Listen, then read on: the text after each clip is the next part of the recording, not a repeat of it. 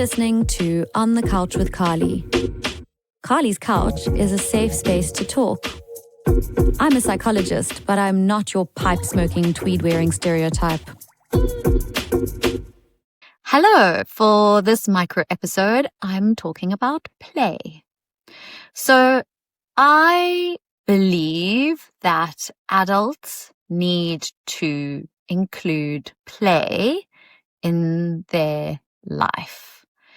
I am someone who has experienced, since becoming a parent, and I guess just as an adult in general, a huge sense of loss for opportunities to play.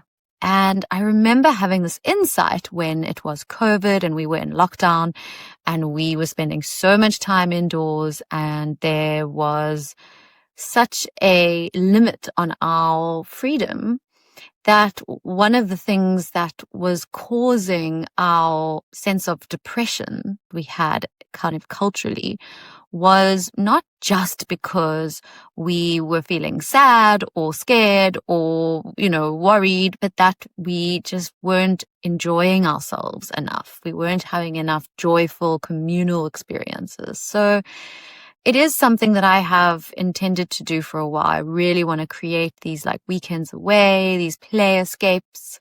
But I think that anyway, we as individuals can take responsibility for our need for play, and I encourage you to do so. So I have a little challenge for you.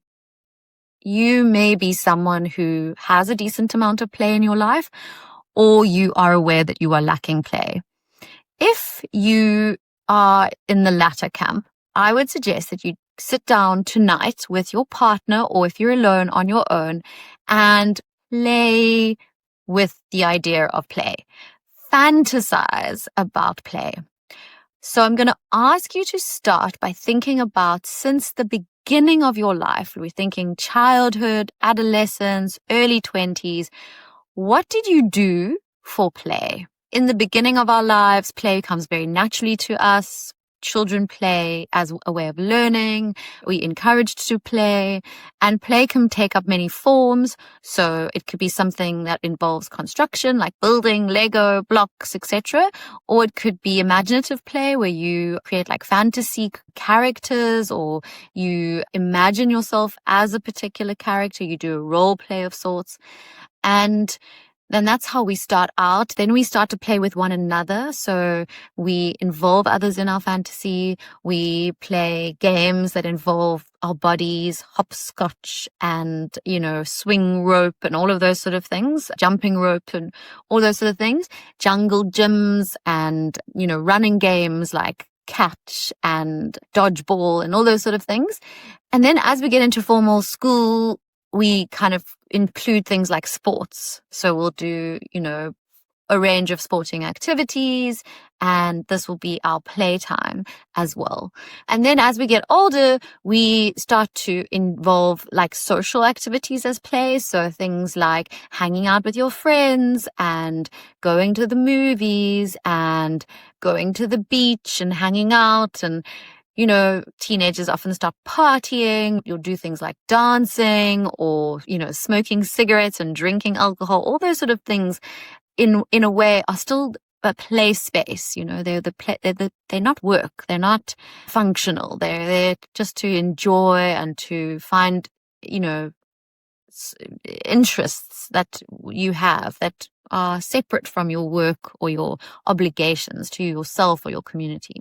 And then, you might expand that as you get older. You might include things like, leisure activities like reading or going for hikes or playing music or watching theater or going to raves. There's so many different ways that adults play.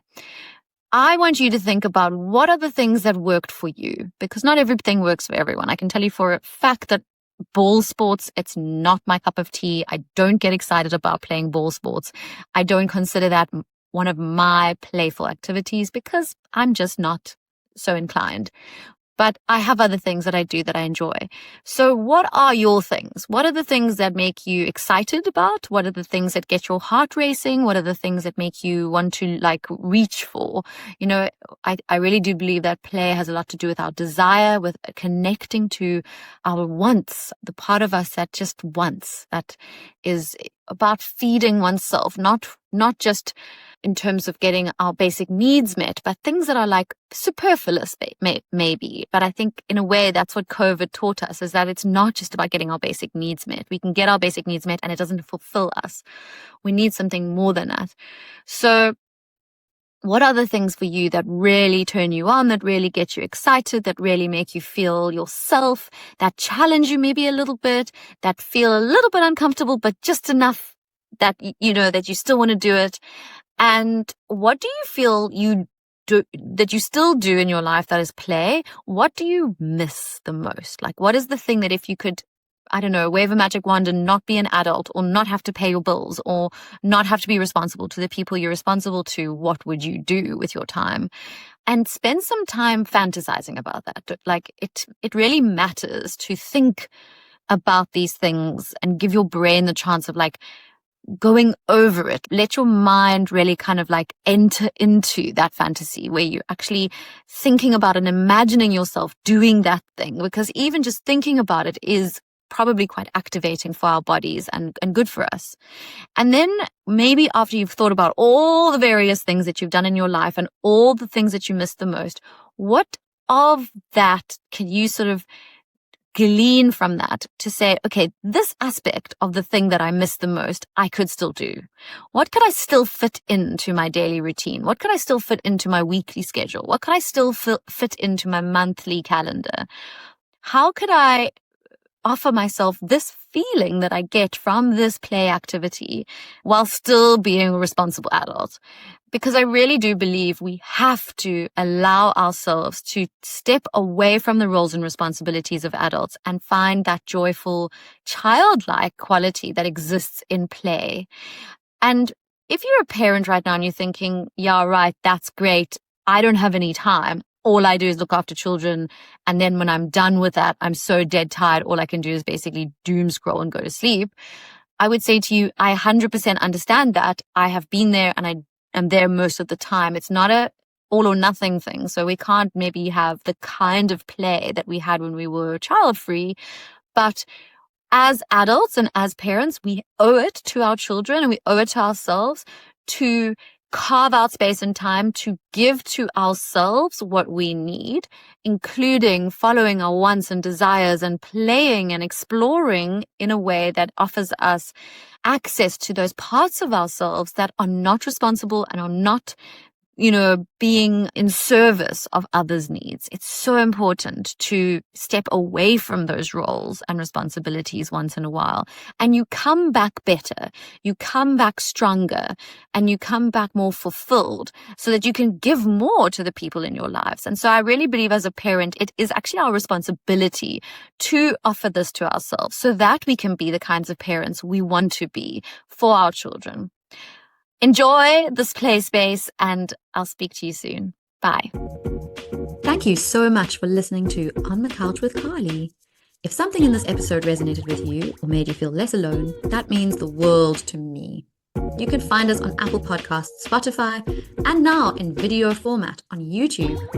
For exclusive content and resources, visit our website at onthecouchwithcarly.com. If you enjoyed today's conversation, please consider leaving a rating or review. It really does help others discover our safe space for authentic conversation. Until next time, please take good care of yourself. I can't wait to be back on the couch with you again.